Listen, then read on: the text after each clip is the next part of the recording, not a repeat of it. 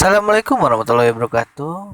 Kami dari kelas IF18D akan mempresentasikan atau menjelaskan mengenai Scrum metodologi.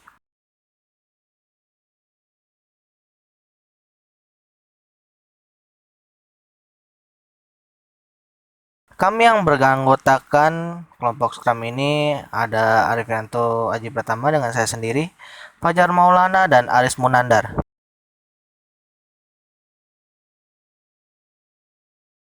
Definisi Scrum. Scrum adalah sebuah metode iteratif yang termasuk dalam metode agil tentang bagaimana cara Anda mengelola dan menjalankan sebuah proyek. Ini bisa digunakan untuk mengelola segala jenis proyek mulai dari pembuatan software, website, hardware, marketing, event planning, dan sebagainya. Scrum membantu Anda untuk mengorganisir sebuah tim dan Anda harus memiliki komunikasi yang kuat antar member tim tersebut. Scrum mengatakan bahwa setiap sprint dimulai dengan meeting singkat untuk perencanaan dan diakhiri dengan review. Ini adalah ide fundamental dari Scrum untuk sebuah project management.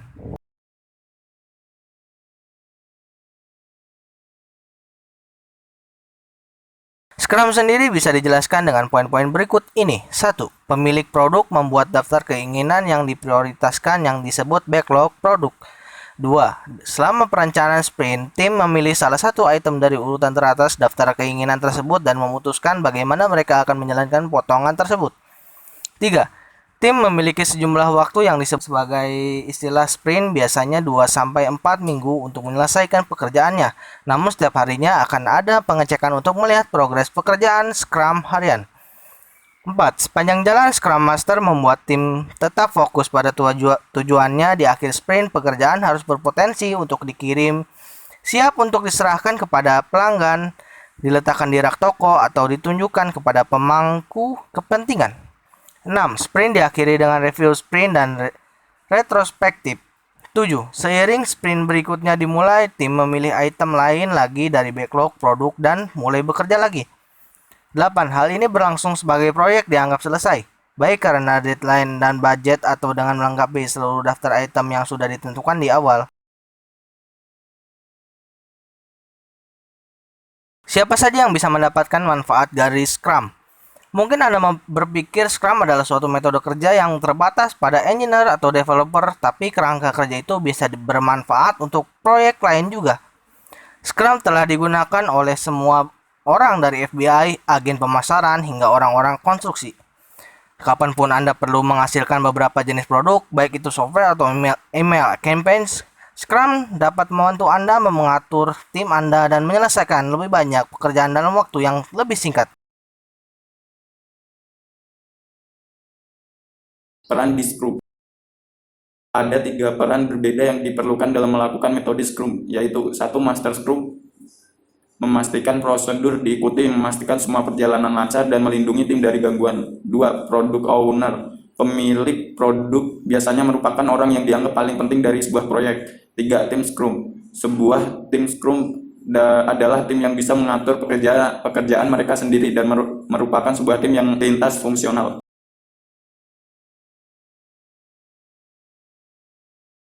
Apa yang membuat Scrum menarik?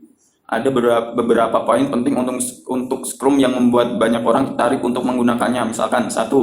Berorganisasi sendiri dengan fokus pada tim. 2. Tidak perlu dokumentasi dalam jumlah besar. Scrum menggunakan pendekatan yang to the point dalam pembagian tugas atau menanyakan progres. 3. Tim Scrum adalah sebuah tim yang memiliki lintas fungsional sehingga bisa bekerja sampai sama sebagai satu kesatuan. 4. Komunikasi yang kuat dari banyak interaksi.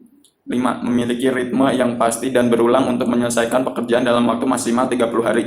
6. Alih-alih mencoba melakukan keseluruhan pekerjaan pada saat bersamaan, Scrum membantu menyelesaikan satu persatu dengan interval waktu yang ditentukan. 7. Mengaplikasikan Scrum dalam membuat anggota tim member Anda merasa dipercaya, dan Anda juga tahu member mana yang ahli di bidangnya dan bisa mengerjakan tugasnya sehingga tidak ada tunggu-menunggu.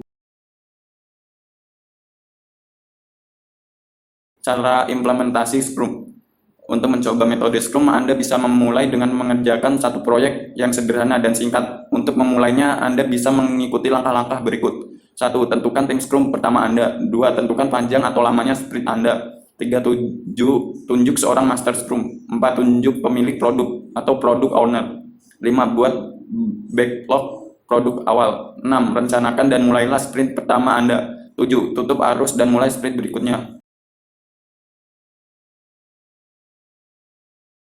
Kegiatan yang harus dilakukan sebagai bagian dari Scrum. 1. Rapat perencanaan. 2. Melengkapi pekerjaan. 3. Pertemuan Scrum harian. 4. Pertemuan review sprint. 5. Rapat retrospektif. Kesimpulannya, dari pembahasan tersebut dapat dinilai bahwa Scrum adalah solusi bagus untuk mendukung perkembangan proyek yang cepat dari hampir semua jenis proyek. Ini sangat efektif dalam menjamin efektivitas bagi organisasi atau pekerjaan apapun. Terima kasih atas dosen yang telah mendengarkan kesimpulan dari kami. Kami undur diri. Wassalamualaikum warahmatullahi wabarakatuh.